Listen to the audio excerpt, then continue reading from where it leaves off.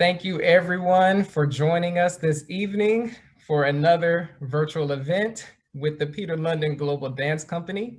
Now, of course, before I get started, I want to always make sure that I thank our sponsors because without them, none of this would be possible. So a big thank you to the Avram Corporation, Funding Arts Network, Coral Gables Department of Cultural Affairs, the Knight Foundation, City of Miami Beach Arts and Culture, and Florida Department of State Division of Cultural Affairs. And then lastly, thank you to the PLGDC Board of Directors.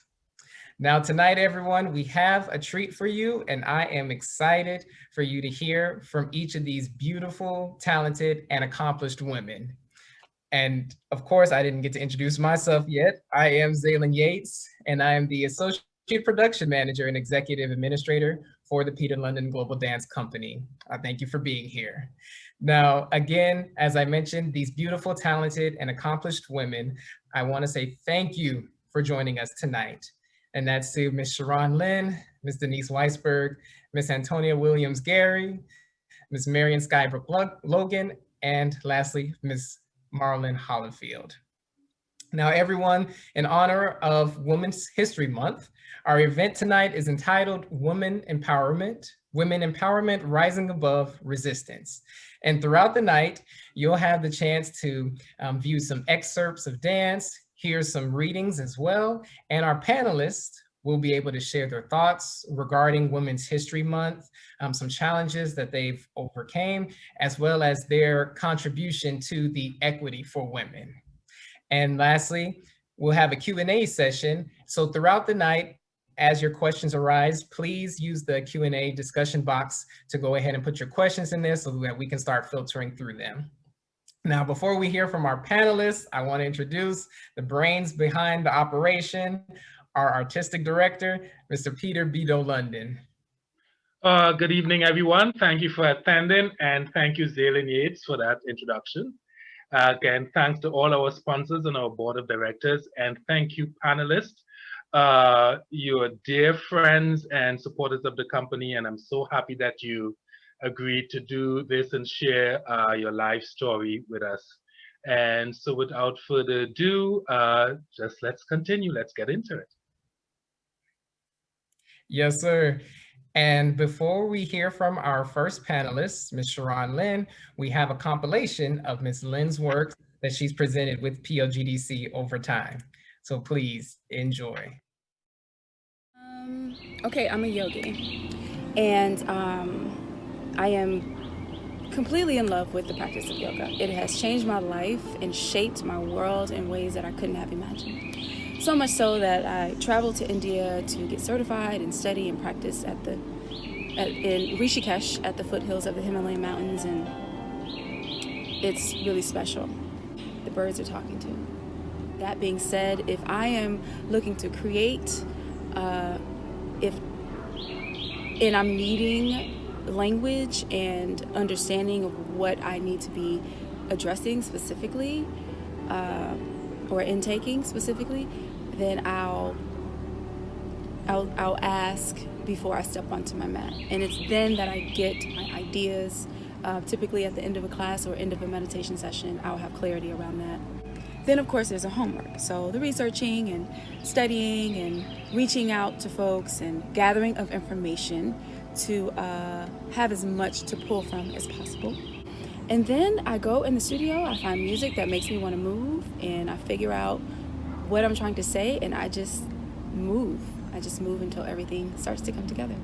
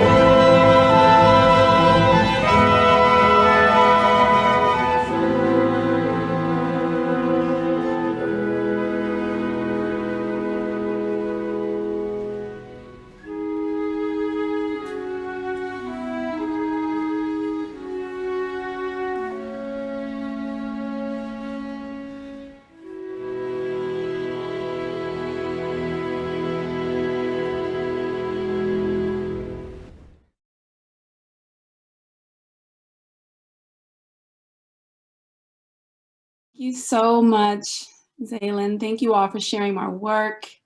It's such an honor to be here, and immense gratitude to you, Peter, always for your continuous contributions to the dance community and for your passionate work and giving us all a platform to share and inspire.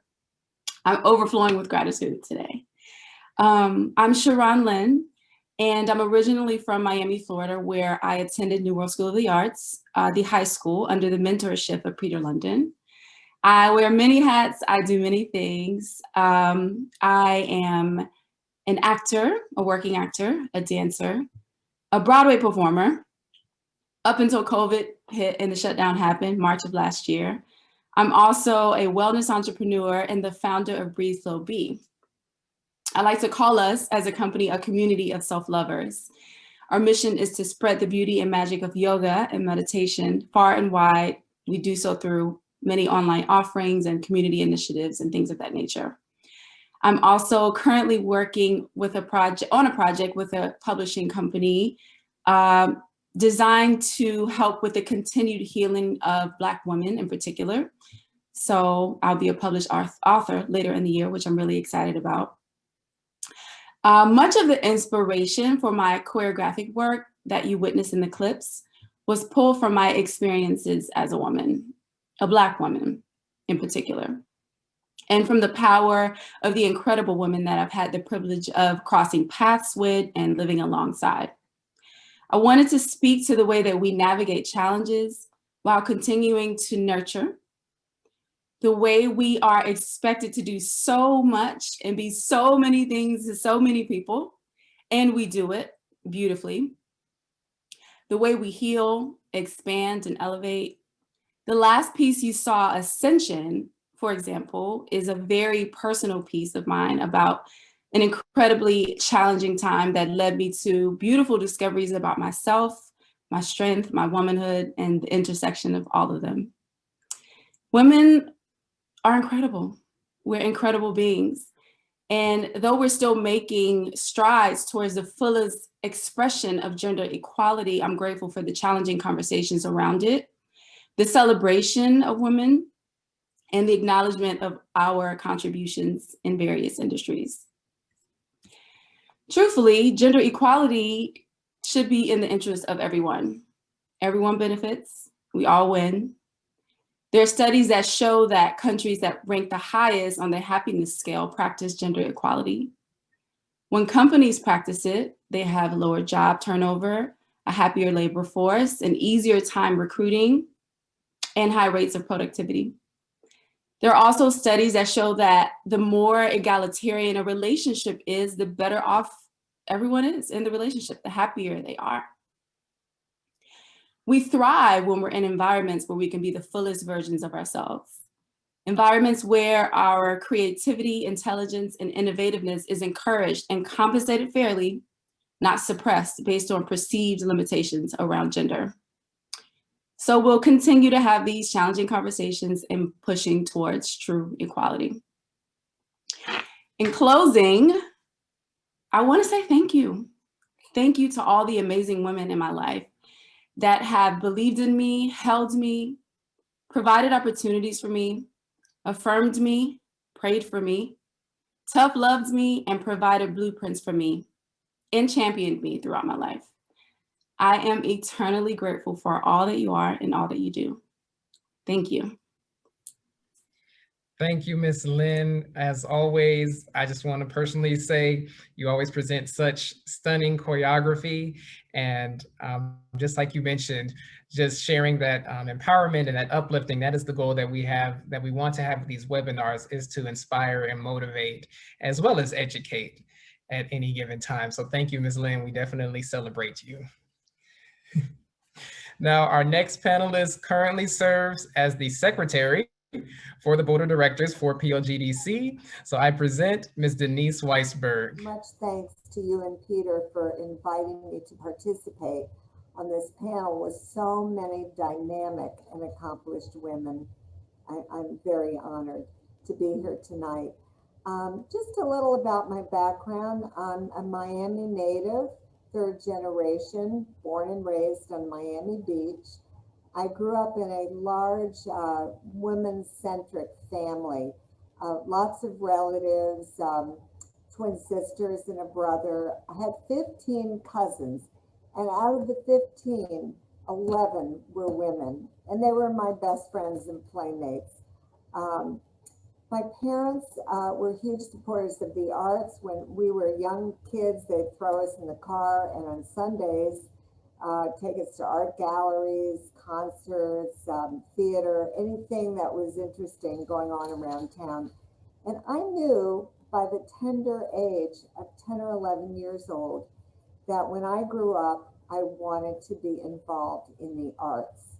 I already knew that at that age. I received a Bachelor of Fine Arts, and after that, a Master of Fine Arts from University of Wisconsin, University of Miami. Oh, people are having trouble hearing me. Can you hear me better? Can you hear me? Hello? Okay. Someone said they couldn't hear me very well. I trained as an oil painter. The first half of my long career working in the arts, I was in public relations and marketing director for high-end retailers. Following that, it was fun. It was busy and exciting. But after 20 years working with Saks, Neiman Marcus, Celine Paris, Lily Rubin stores, I wanted to do something outside of the profit-driven side of business. I wanted to do something and contribute something that had more depth to it. And that's when I decided to immerse the second half of my career in something more meaningful. And I went to work for Miami City Ballet under the direction of Edward Villela. And in the 9.5 years I was with the company as director of development, the company grew and flourished and became among the top 5 Balanchine-driven companies in the entire world. So it was a very exciting time. And following that, I was 9.5 years with Florida Grand Opera as managing director of development. Until my retirement, I now have my own consulting company in fundraising and public relations and board development strategies. So I want to tell you what I think is so significant about Women's History Month, which was started by 2 very thoughtful and thought-provoking women in 1987.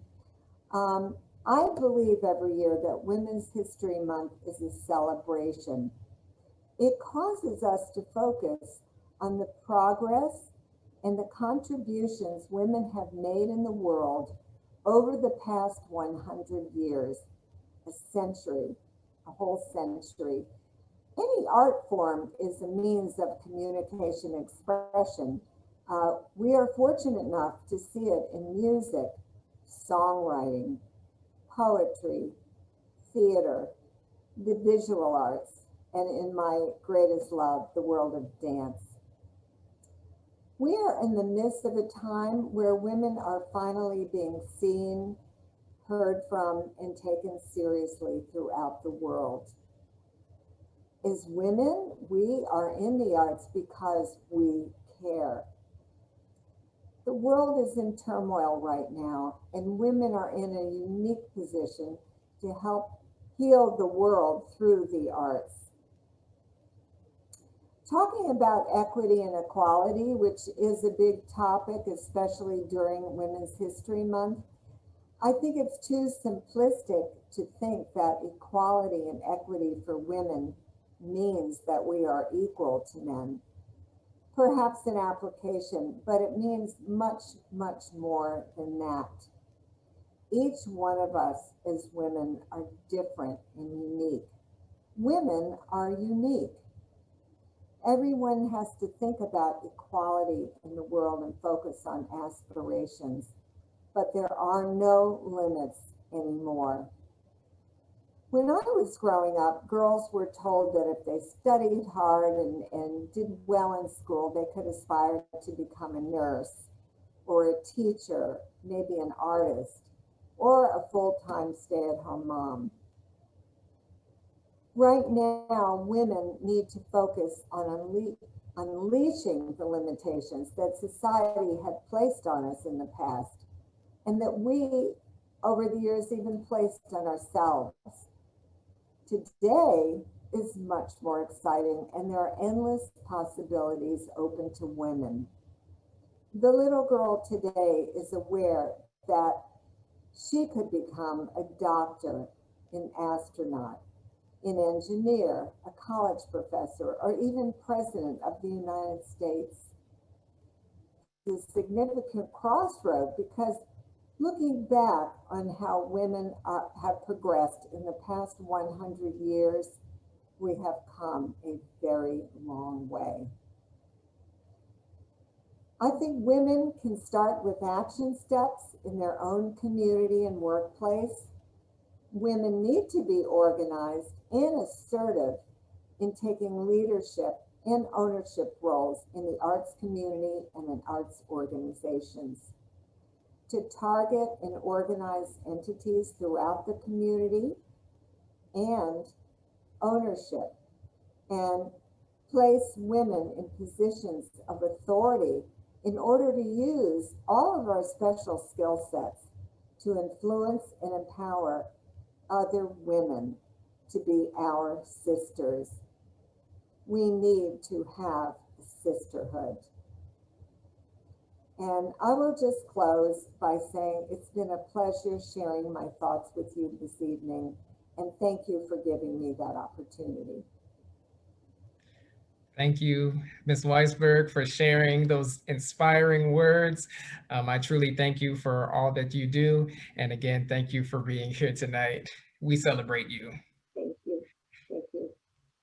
Our next panelist is a long-term friend of PLGDC and a woman who wears many hats.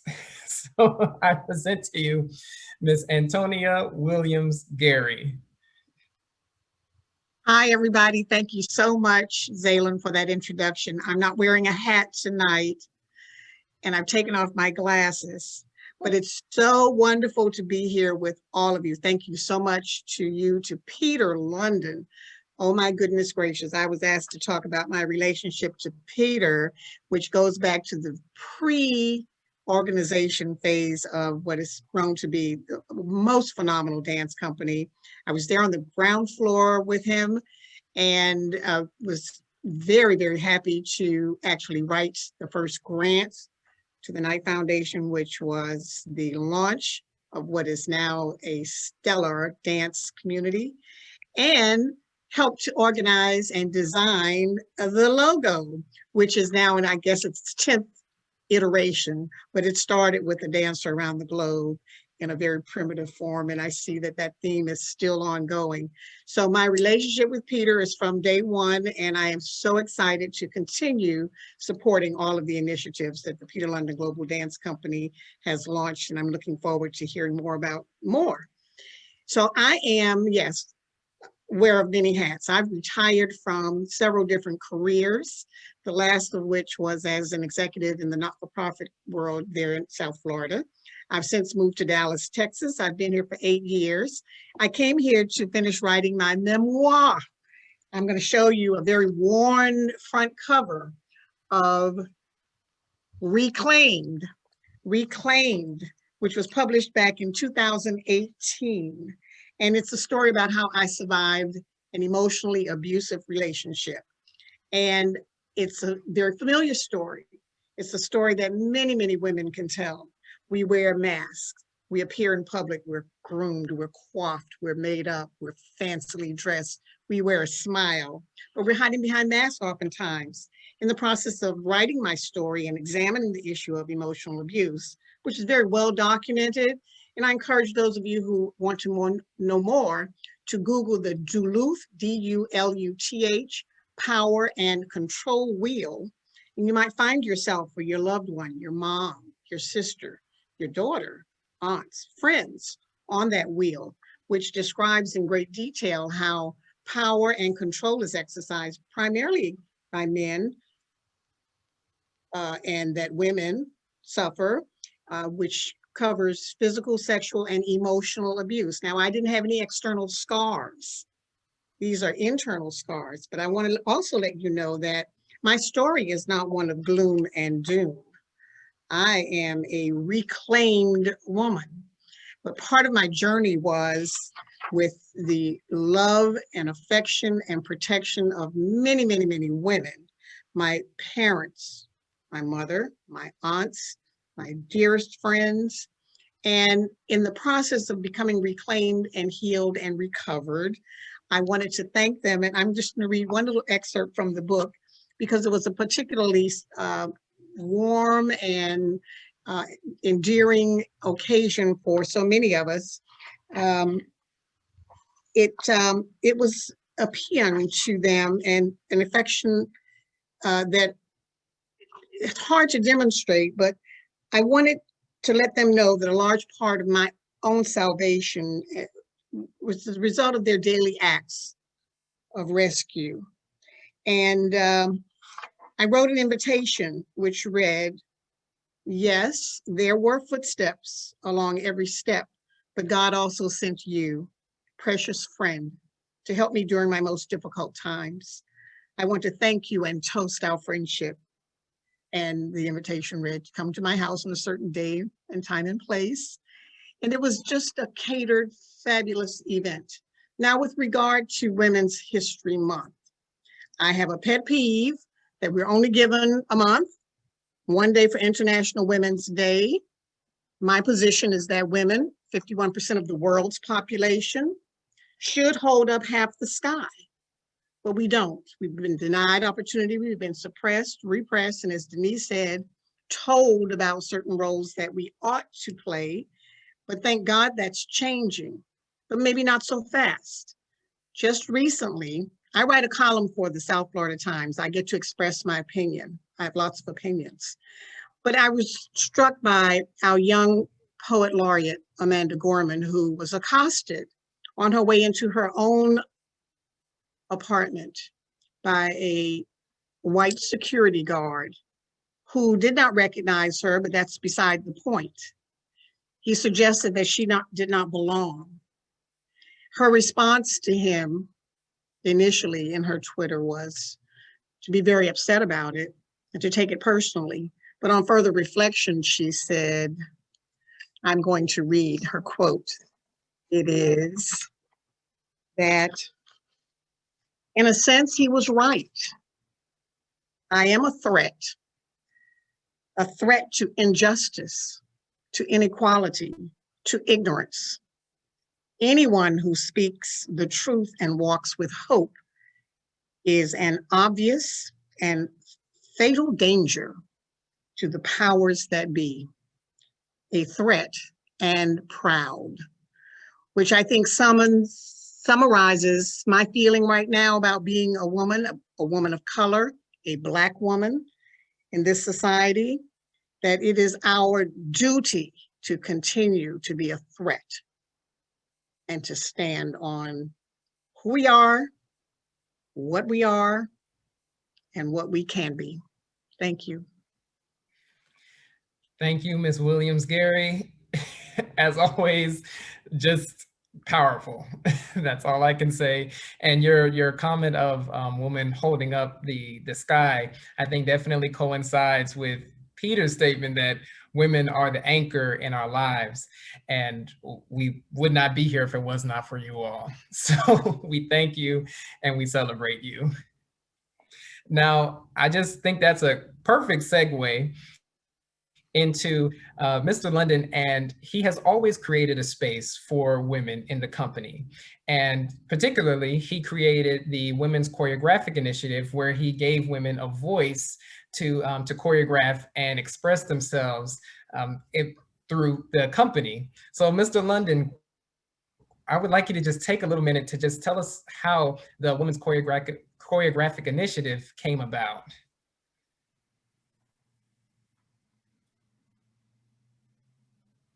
I think, Mr. London, you're still on mute. There we go. The Women Choreographic Initiative came about because I was raised by several women. My mother had 11 children and 5 of them were girls. And so they were the ones that prepared the food, washed the clothes, tied my lacings, helped me with homework and, and discipline and everything like that. And so they were the authority in the house that allowed the boys to thrive and to grow up. They took care of us. And so that was the system in our home and generally in our community.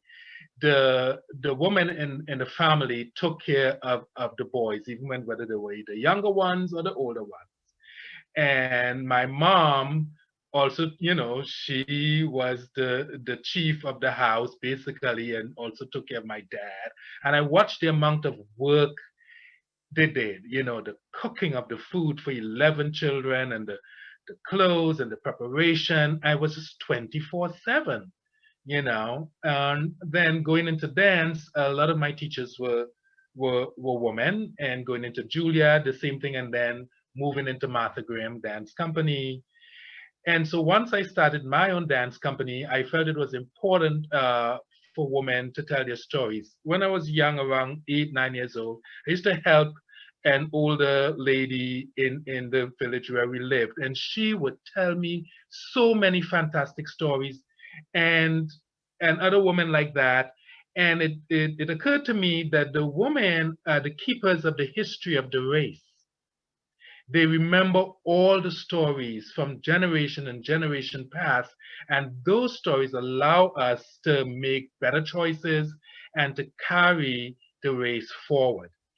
And so my whole thing is that it's just crazy to not have the woman have a voice in the choreographic field. And having worked with Martha Graham was one of the finest storytellers in dance that we know. And so that was part of my blueprint when I started my company, is to make sure that the woman had a place to have a voice to choreograph. So I initiated it when some of the local women here in the community were hosting the International Women's, I think it is the 20th anniversary. So they have about 1,000 women from all over the world coming into Miami, and they had a presentation at the Perez Museum. And so they asked me to present something. So I said, well, I'll have all my women choreograph, and we paired that with all female musicians from the Frost School of Music. And it was spectacular. When the women are coming off the bus, we had our dancers in different parts of the Perez Museum performing with live music and their choreography. And so that was the initiation. And from then on, I kept making sure that every year to try to find the funding, and that's not easy at all, but regardless of whatever it is, I will not give up to make sure that the women have a voice in our company to express themselves and to share their story with our community and the world. Thank you, sir. And also, Miss Marion Sky Brook Logan is one of your babies, as you would call it. Correct. And we actually have an excerpt here of her choreo, as well as some choreography that she's presented throughout the company over the years. The last piece of the choreography that she did last year was a celebration that we did called Women Roses Water, Celebrating Women. And Marion was invited, commissioned to do a piece, as well as Sharron, the last piece that you saw as well. They were commissioned to present a work. And so you'll see that coming up next.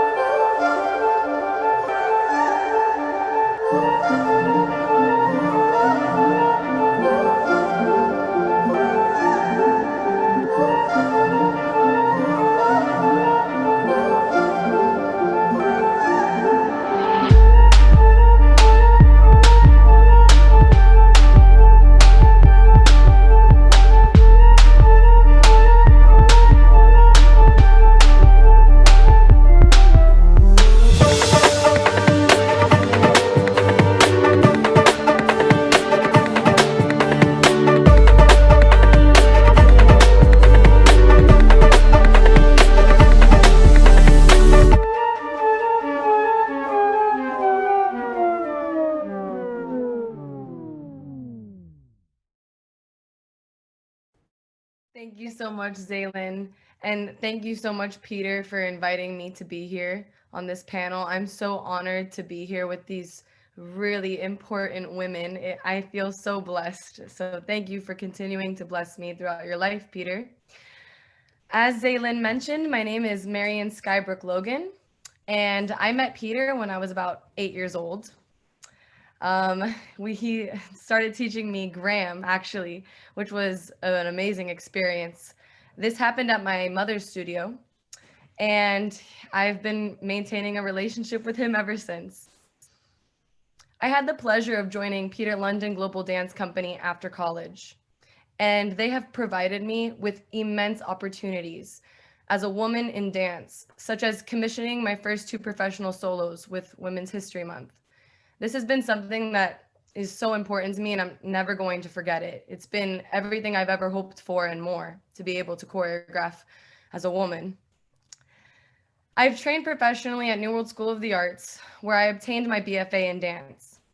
After college, I assisted Jamar Roberts with some of his first creations on Alvin Ailey American Dance Theater until COVID-19 hit. When COVID hit this past year, I took the opportunity of teaching dance at a middle through high charter school called Doral Academy Preparatory School. I've learned so much this year teaching middle through high school students kinesiology, anatomy, and most importantly, dance history, in my opinion. So since I was asked to speak on equality and equity for women, I wanted to share some stories of a few women who have paved the way for dancers to be where they are today. If I named all of the women in dance who've empowered themselves and rose against resistance, I might take up my entire time naming them all. But I'm going to name a few right now before I get started. Jeanette Collins, Raven Wilkinson, Isadora Duncan, Josephine Baker, Catherine Dunham, Pearl Primus, Martha Graham, Twyla Tharp, and so many more. Like I said before, I could be here all day sharing these empowered women. But today I've chosen specifically Jeanette Collins, Catherine Dunham, Isadora Duncan, and Martha Graham. These are 4 of many who have paved the way for dance.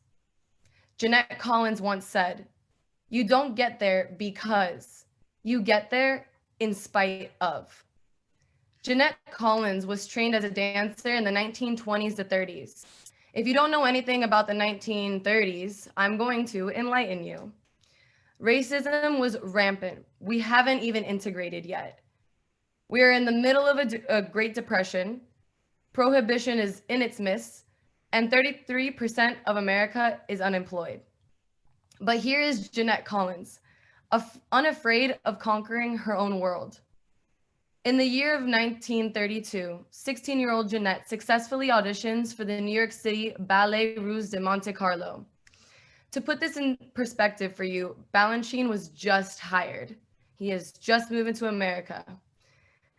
She is the first woman of color to be offered the job of professional dancer, and she denies this job. She denied the job because they demanded her to paint her skin white. She said no. She refused to pretend to be something she is not. This saddened her more than anything. Depression, really, is what we would call it. Jeanette worked her whole life for this. To be told you have to paint yourself? No. Jeanette has taught me to never settle for what I do not believe in. We'll come right back to Jeanette because that's not where her story finishes, but I want to introduce you to our next woman. Catherine Dunham once said, "Go within every day and find the inner strength so that the world will not blow your candle out." Jeanette Collins rose up from her gatekeepers. And this takes us to meet our next woman, Catherine Dunham. Catherine Dunham was a brilliant woman who in the early 1900s successfully obtained her master's and doctoral degrees in anthropology at the University of Chicago. She was also one of the first colored women of the University of Chicago to graduate with her doctoral degrees and her master's. Catherine then created Dunham Company. This is where Jeanette Collins finally finds her first professional career in dance without needing to change the color of her beautiful skin. You see, Katherine Dunham understood the lack and misrepresentation of Black dancers in America. Dunham is an inspiration, pointing America's focus forward and acknowledging the lack of equality. She fearlessly aided the misrepresentation that existed for education to be served.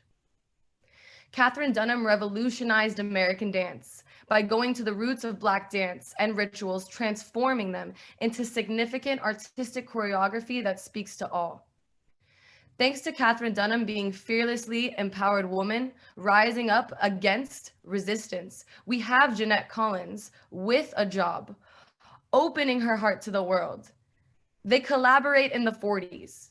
This collaboration sent Jeanette around New York City, finding performances and choreographic opportunities galore. And then finally, in 1951 to 1952, Miss Collins became the first African-American dancer to join the Metropolitan Opera Company, where she would never be asked to cover her beautiful skin. Jeanette Collins and Katherine Dunham have both taught me how to rise above resistance and empower myself. Katherine Dunham then went on to create her first school in 1944. Funny enough, this is how we're going to come to Isadora Duncan. This was Isadora Duncan's school. Now, Isadora Duncan passed away and left Earth much before Katherine Dunham rented and bought her schools. But I'm going to share with you Miss Duncan's ideas on methods of freedom, and let's try to see how similar these two women actually are. Isadora Duncan once said, "You were once wild here. Don't let them tame you."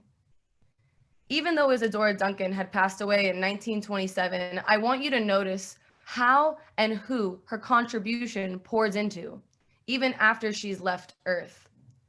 I believe we are all connected. Energy is given and received. Let's pause to take a look at Isadora's life. Isadora Duncan was bent set on her teaching methods. Barefoot and free, many people were appalled by her and her mother's school for young girls to be barefoot, wear loose clothes, and study free dance. Growing up with a forever moving mother, no father, was probably not very easy for Isadora. But one thing she never let go of was her method to movement and freedom. Isadora's fearlessness to be wild was unyielding. Even after experiencing the death of 2 of her own children, Isadora did not stop sharing the importance of dance and freedom. Isadora taught me to never stop learning. Learning gives you the power to continue living. So I find it interesting that Katherine Dunham ends up utilizing Isadora Duncan's studios for continuing the teachings of freedoms. So we're gonna jump back to Katherine. Once she established her school in the old Isadora Duncan studios, she then founded the Katherine Dunham Dance Group. Jeanette Collins was a professional dancer for this company, and this company focused and was devoted to African American and Afro-Caribbean dance. This is also where Alvin Ailey and Arthur Mitchell found their first professional careers as dancers. So you may have realized at this point that without Dunham's dance company, there possibly would be no future Dance Theater of Harlem, or an Alvin Ailey American Dance Theater, or a Jeanette Collins performing at the Metropolitan Opera where she does not have to cover her skin. Jeanette Collins, Katherine Dunham, and Isadora Duncan have taught me to rise up, empower myself, and stay focused through resistance. The last woman I want to speak with you all about today is Martha Graham. Now, Peter had the privilege of getting to just bask in the energy of this mother of modern dance. I chose Martha today because she has influenced me very seriously in my choreographic experiences. Martha Graham's father was a nerve disorder and spine doctor, so already at a young age, she was enthralled with the idea that the body could express its inner senses. When she was 17 years old, she saw Ruth St. Denis perform, and she begged her parents to be a dancer. But being strong Presbyterians, they would not permit it. They forbid it. Can you imagine Martha Graham, the first woman to perform in the White House, listening to her own father and never dancing? All these women being told no. Whether they were a person of color, barefoot, crazy, new, Christian, atheist, or not, they were all told no. Without Jeanette Collins, Katherine Dunham, Isadora Duncan, and Martha Graham, we wouldn't have the dance we have today. They rose up against race, tradition, law, grief, humiliation, sadness, and all forms of gatekeepers. We must tell these gatekeepers to back down and continue blazing the trails we have marked out for our generations as women in the arts, demanding equality and equity. I hope this conversation was illuminating. And as for my newest solo, Flush Blush, it is a representation of light being taken away from a flower. We as sisters must shine this light on each other, and not only as sisters, but sisters and brothers. These stories are a mere glimpse of what women can do for this art form. So these pioneers have stood before us, sharing their arts, hearts, and minds as a stance on equity and equality, and we are still doing it today, together now. I hope we continue to pave the pathway together for our future generations to come. And I'm going to leave you with a quote from Miss Martha Graham. Great dancers are great, not because of their technique, but because of their passion. Thank you. Miss Logan, it is always a pleasure to hear from you, and you're always a joy to work with. Thank you for sharing your thoughts and that empowering story. We celebrate you and thank you again. And at this time, before we hear from our last panelist, I want to remind everybody, please go ahead and drop your questions in the Q&A discussion, because as soon as we hear from our last panelist, we will open up our Q&A section, okay? So lastly, but certainly not least, Miss Marilyn Holifield is no stranger to a PLGDC production, and she is the co-founder of Miami Museum of Contemporary Art of the African Diaspora. So, Ms. Marilyn Holifield, the floor is yours. Thank you, Zaylin, and good evening to everyone. Thank you for joining us. And thank you, Peter London, for bringing together such amazing women in this program. Thanks to all the panel for sharing wisdom, hope, and light. I'm a senior partner in the international law firm of Holland & Knight. Thank you for this wonderful opportunity to engage with truly inspiring women and to speak about the Miami Museum of Contemporary Art of Africa and the African Diaspora, Miami MOCAD, the collective memoir, Seven Sisters and a Brother, Friendship, Resistance, and Untold Truths behind Black student activism of the 1960s, and Miami's golden treasure, the Peter London Global Dance Company. Miami MOCAD plans to reimagine the museum experience, and the pandemic opened the door to innovation. In meeting piercing challenges of the pandemic, economic crisis, and racial reckoning, we at Miami MOCAD paused and asked ourselves, what does it mean to be relevant? How can we ask people to support yet another museum in this time of crisis? Would we be viewed as a problem, or could we offer support? The famous words of Dr. Samela Lewis, the godmother of Black art history, inspired and reminded us that art is not a luxury as many people think. It is a necessity. It documents history. It helps educate people and stores knowledge for generations to come. Early, we at Miami MOCAD said, new and innovative, Miami MOCAD will blend technology and art to create new community networks, new contexts for identity, and new ways to experience museums. The lockdown forced many museums to incorporate virtual programming as a necessary component and operate virtually as if a museum without walls.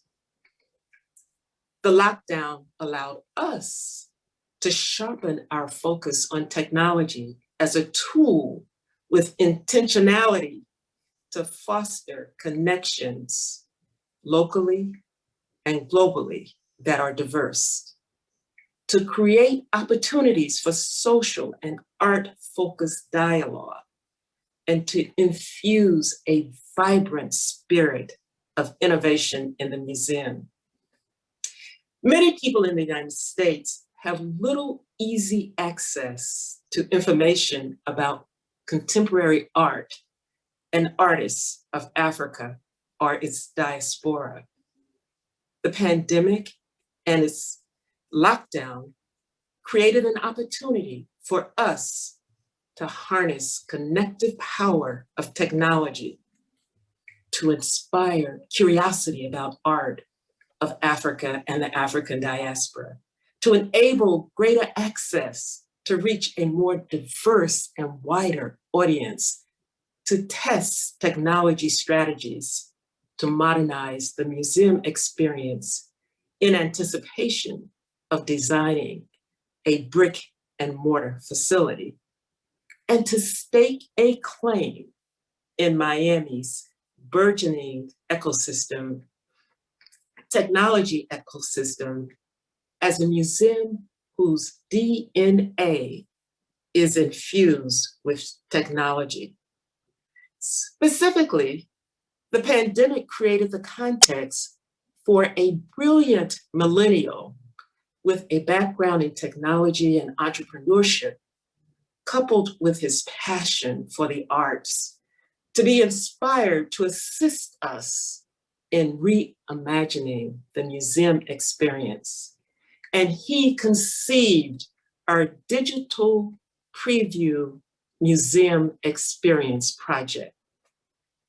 Our digital preview museum experience project will create virtual art presentations in creative, engaging formats to test virtual programming strategies while allowing Miami MoCAD to learn about audience demographics.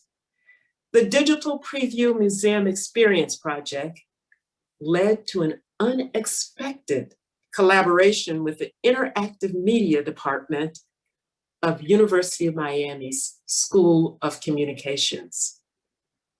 When I presented Miami MoCAD's Digital Preview project to the chair of UM's Interactive Media Department, he proposed, with backing from the Dean of the School of Communications, a studio course with Miami MoCAD at the center. This semester, students will research, brainstorm, design, test interactive, innovative technologies, and propose ideas and prototypes that offer solutions. An overarching question the students will consider is how to incorporate technology to create a platform that reveals great stories and power embedded in art, to engage diverse audiences locally and globally with artists of Africa and its diaspora. These young minds of the future are blending art and technology to reimagine the museum experience. Peter London's imagination brought the art of dance and storytelling together to bring life to our collective memoir, Seven Sisters and a Brother.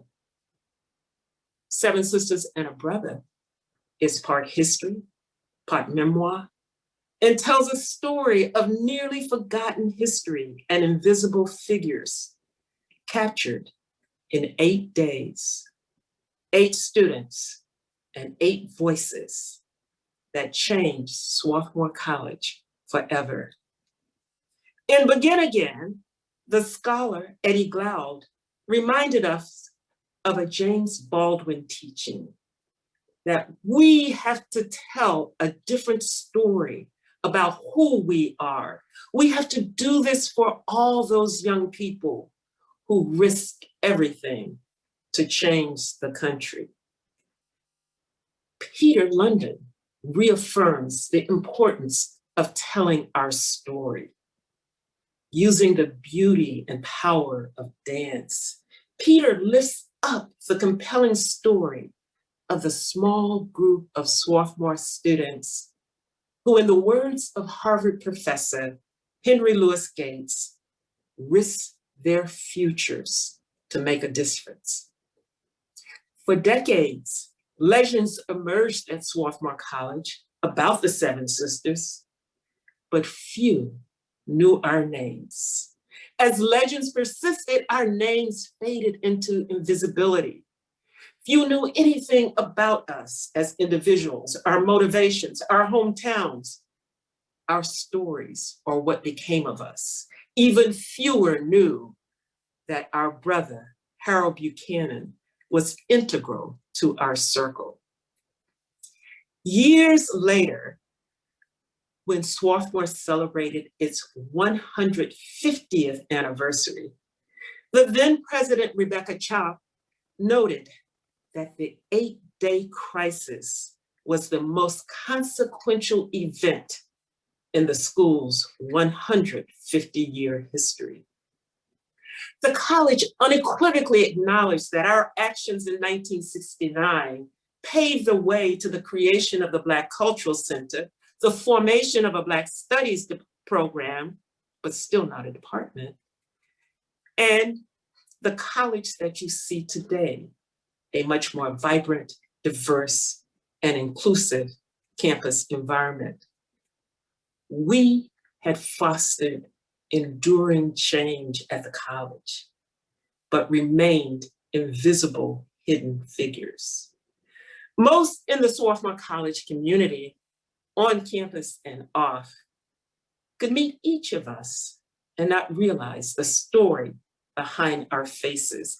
They could meet us and not know that behind our faces are stories of trust, courage, faith, and respect that brought an elite college to a standstill for 8 days of crisis to reckon with its racial contradictions, disappointments, and missteps. In Seven Sisters and a Brother, we tell stories about our family backgrounds and experiences as student activists. We share how friendships, out-of-the-box alliances, and a commitment to moral integrity strengthened us to push through and remain collaborative and resilient in the face of adversity. The book chronicles each of our respective journeys to Swarthmore in individual biographical chapters and our experiences as young Black students dealing with the day-to-day stress at an elite educational institution up north that had steadfastly resisted admitting Black students until the 1960s, except for a scarce few. We didn't use the language of today, but our actions 50 years ago sought diversity, inclusion, equity, and belonging that organizations today say they strive to achieve. We were from the deep south of Florida and Virginia, and from the north, Massachusetts and New York. 4 of us had Caribbean or South American heritage. Until my 6 sisters and brother, my co-authors, and I started writing this memoir, I said little about the harsh reality of my experience as one of 3 Black students who desegregated Tallahassee's Leon High School in 1963, which had been all white for 100 years until my arrival. I still don't say much about my Leon High School experience, except in general terms. The memoir brings details of my daily encounters with racial harassment and hatred to the surface. We want all readers to understand that everyone benefited from our struggle for civil rights and Black representation in academia, including other ethnic groups, the college as a whole, and American society as a whole. As a tribute to Swarthmore College and Black communities at Swarthmore, the authors are donating their share of the book proceeds to the recently established Seven Sisters and a Brother Black Studies Fund to support the study, research, and celebration of Black history and culture, and also to support the Swarthmore Black Alumni Network Endowment Fund, which will fund in perpetuity SBAN social justice interns. We owe great thanks to Peter London, whose creative genius imagined the beauty and power of dance to tell our nearly forgotten stories and reveal youthful courage, risk-taking, and triumph. Peter London shows us that connections between visual art and dance teach us that we must tell our own stories. We must claim our voices. We must say our names. We must say her name. We must say his name. We must make our art. We must sing our songs. We must dance our dances. Thank you, Peter, for lending your creative powers to imagine dance performances from our memoir, Seven Sisters and a Brother, Friendship, Resistance, and Untold Truths behind Black student activism in the 1960s. Thank you, Peter. Ms. Holifield, your words are impactful as always. And at this time, everyone, we have an excerpt from the recent production of Woman Roses Water of Ms. Holifield's reading, as well as the piece, Stand Up, which Mr. London choreographed inspired by the book. Enjoy.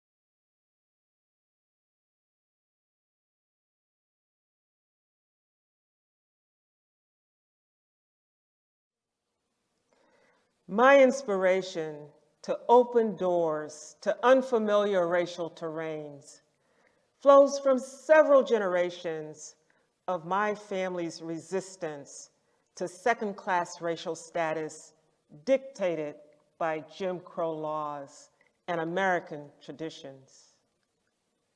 I do not know how my grandfather and grandmother, son and daughter of slaves, acquired a 500-acre farm in Scott County, Mississippi. Family stories tell of my grandfather, my father, and his 9 brothers successfully defending their family farm against the Ku Klux Klan. My father left Mississippi for college and later acquired a farm in the outskirts of Tallahassee, Florida. He planted roses underneath my bedroom window. And I loved my mother's beautiful smile when he surprised her with bouquets of red roses from his garden. My father's quiet determination accentuated my mother's brisk Boston, Massachusetts pace and her impatience with racial suppression. At times, when I looked at my father's rose garden through my bedroom window, I wondered whether my mother, her 3 sisters, and brother liked Boston's snowy winters. My father showed me the beauty of roses and taught me to face Jim Crow with courage. My mother's smile showed me the joy and beauty love brings, and she taught me the courage to dream. Mom's strength in meeting multiple rejections with persistent determination inspired me at a young age. My mother won a long-fought battle of petitions to the Leon County School Board, becoming founding director of the Licensed Practical Nursing Program. Her tenacious spirit showed me that doors closed by racism could be pried open. Together, their unrelenting spirit to serve others and build their business taught me to press forward, to seek the promise of freedom from intimidating Jim Crow laws and traditions. My 2 years of enduring racial hatred up close at Tallahassee's formerly all-white Leon High School made going up north to Swarthmore College my grand escape. From entry day to graduation, virtually every day I was called the N-word at Leon High. Piercing hatred can be numbing. The day I was splattered with raw eggs coming off the school bus was the day I resolved they would never chase me away. Somehow, the splash of yolk and messy wetness made me feel weak and strong at the same time. Weak because it was the first time and the only time white hatred rushed tears down my face. Strong because it fired up an inner spirit that kicked away any notion of surrender.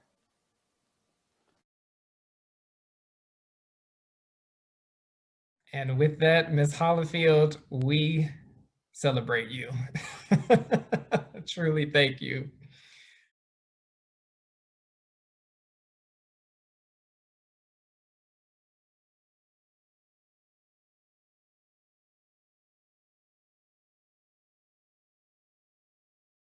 I'm going to be the first one.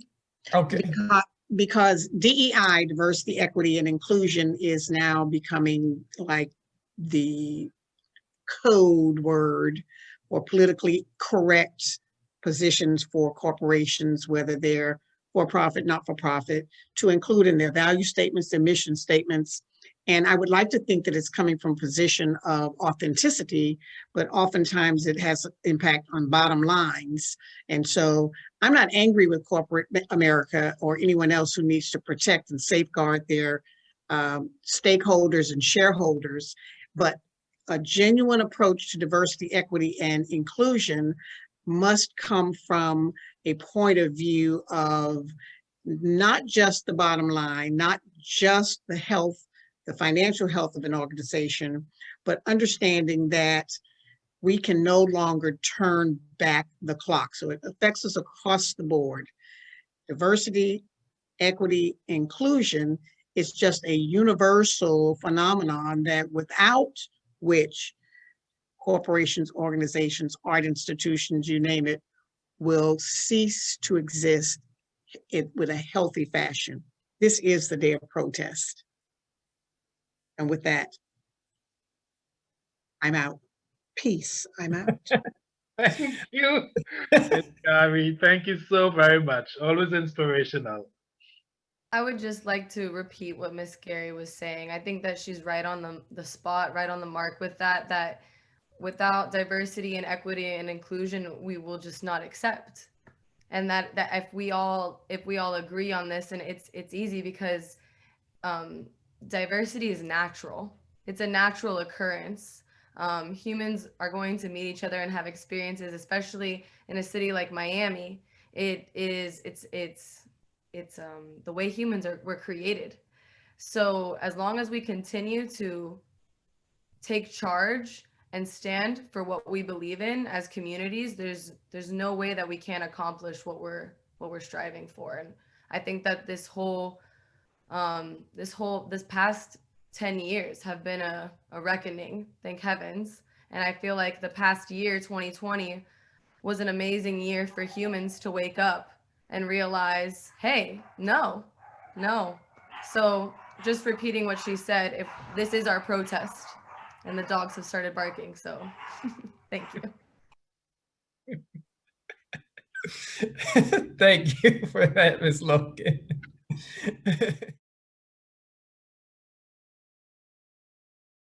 Yes, We'll be choreographing works on Miami Beach on location. And it's called, the theme of it is eviction. During the pandemic, there was a terrible scare for a lot of people being evicted from their homes. There's been a lot of evictions as well, in spite of whatever was prepared to keep people in their homes. Lots of eviction, and not that it wasn't happening before, but it increased exponentially. And so my concept is to create that visual impact of people being homeless and on the streets and doing whatever it is they have to do, finding whatever space they can to create a home and shelter for themselves on the street. And so I'll be utilizing space on Miami Beach in different areas and creating dances that speak to that. The inside part of eviction is the part that we do not usually talk about. When we use the word eviction, we tend to being thrown out of the home. People are evicted within their homes. They are evicted within their homes, and that is the greatest tragedy. It's a silent, tragic situation that happens to people, and especially women. Remember, I have 5 sisters and a mother, so I know firsthand. You can be evicted by your husband in your home. And it can be worse than being thrown out of the home. It's a silent tragedy that we do not talk about. We evict each other. And a large portion within our community, women are constantly being evicted within their homes. And I saw that firsthand. And so the dance is not just going to be being evicted outside of the house. I will choreograph those dances to show what being evicted is from within. When your loved ones evict you and you're left alone within your home. And so that's the Miami Beach project. The next project talks about the experience of COVID-19, and each one of my dancers will write their own story, have their own voice, and speak to what that experience has been for them. And they're going to be dancing whilst they're talking about their story. And I have our composer, Ezra Hoggerbooks, will be creating the music for that. And we'll be filming that in different locations throughout Miami as well. And that will be premiered in December. So those are some of the exciting things that are coming up. It's going to be wild and crazy. It's not going to be your normal dance, your sweet, lovely thing. It's going to be off the wall. So be prepared. And so I want to thank you, Zaylin, for doing a wonderful job in hosting this for us, and all our fabulous women, Ms. Gary, always an inspiration. And I'm just going to release a little cat out of the bag. If anything's going on, I call Ms. Gary all kinds of hours of the night and morning. And before I can say what happened, she already knows the tone of my voice. Okay, what's going on? And we get it all cleared up and ready to go. Ms. Weisberg, I like to call my partner in crime. Not legal crime, just we do what we need to do legally to get things moving. And Ms. Holifield is a great inspiration and a force to be reckoned with. You better get your P's and Q's together, but it's the vision is so powerful, you know, you can't fail with Ms. Holifield on your side. So thank you, Marilyn. Thank you, Antonia. Thank you, Denise. And then my babies, of course. Marion, as you know, I started teaching her since she was 8 years old and is a part of the family. And also Miss Sharron Lynn started teaching her at 14 years old. And I have to tell you, Miss Sharron Lynn is one to watch, okay? She's gonna be one of us, she is already, but she's one to watch, of one of our great leaders of this century coming forward. So thank you, everybody, and for sharing your love, your life and story, and to be continued. Thank you, everyone. As always, please visit plgdc.org for more information. Follow all of our social media platforms, and we will have a wonderful evening. Thank you for joining us.